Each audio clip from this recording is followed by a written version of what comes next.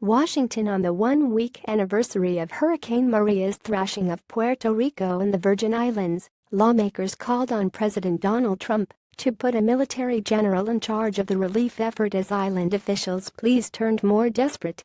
The lawmakers, led by Representative Nydia Velázquez, New York, who is originally from Puerto Rico, sent a letter Wednesday signed by 145 Democratic members of Congress urging the president to assign the senior general, deploy the USS Abraham Lincoln aircraft carrier and increase personnel to assist local law enforcement.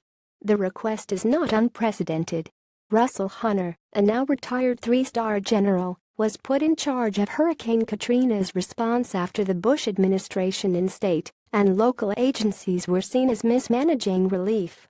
As you know, the Department of Defense has additional capabilities that could help alleviate suffering in Puerto Rico and the Virgin Islands and prevent this catastrophe from worsening, the lawmakers said in their letter.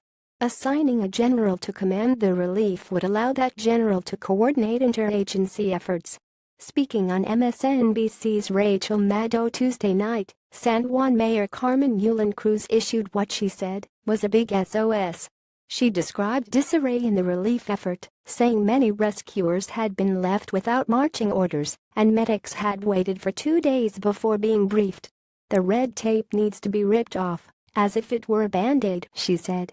There are boots on the ground, but those boots need to start walking. In a news release publicizing the lawmakers' letter, Velázquez noted that Trump congratulated his administration on its response to Hurricane Maria at a news conference Tuesday.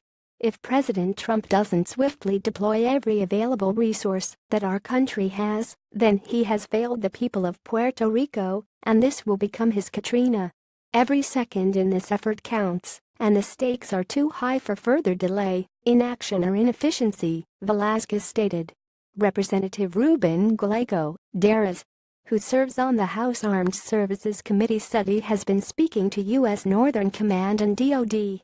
DoD is fulfilling all that FEMA has asked it to do, but I fear that FEMA doesn't understand the full scope of what needs to be done, he said.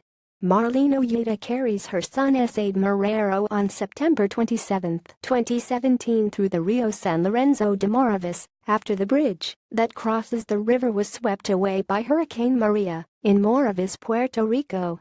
They crossed after visiting family on the other side of the river. AP photo Gerald Herbert AP in a news conference late Wednesday, Senator Marco Rubio, RFLA, said the conventional method for responding to a storm is for the federal government to plug into the exiting emergency response of a state and work through them.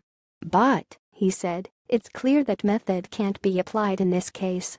Every day that goes by for some of these areas that have electricity or communications, the situation grows greater, Rubio said. We need to lean into this a lot more than we traditionally would. At a Senate committee hearing Wednesday, Acting Homeland Security Secretary Elaine Duke said there is food and water and gasoline on the island. She said search and rescue efforts are complete, so now the focus is on distributing supplies. DHS has asked the Defense Logistics Agency to help augment National Guard troops who are moving goods and gasoline. ATT is on island to work on restoring cell service. The electrical grid is more of a challenge, it's virtually gone, she said. She said there are 16 ships in the area with Coast Guard and more on the way. There are efforts underway to get ports open.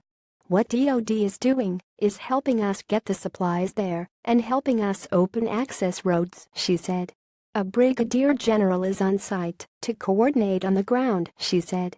Related, what is the Jones Act? Opponents to 1920 law argue it's worsening Puerto Rico's crisis. She said Trump's decision to waive regulations requiring Puerto Rico to match FEMA disaster relief funds has been critical to getting industry into Puerto Rico.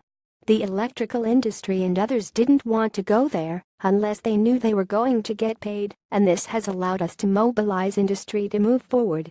However, Senator Claire McCaskill, Mo, said that waiver regulation should have been done when the hurricane hit, given Puerto Rico's already crippled economy. Clearly from the financial status of the island, they were going to be in no position to make the match, so it's unfortunate that we had to wait this long, she said. Follow NBC Latino on Facebook, Twitter, and Instagram.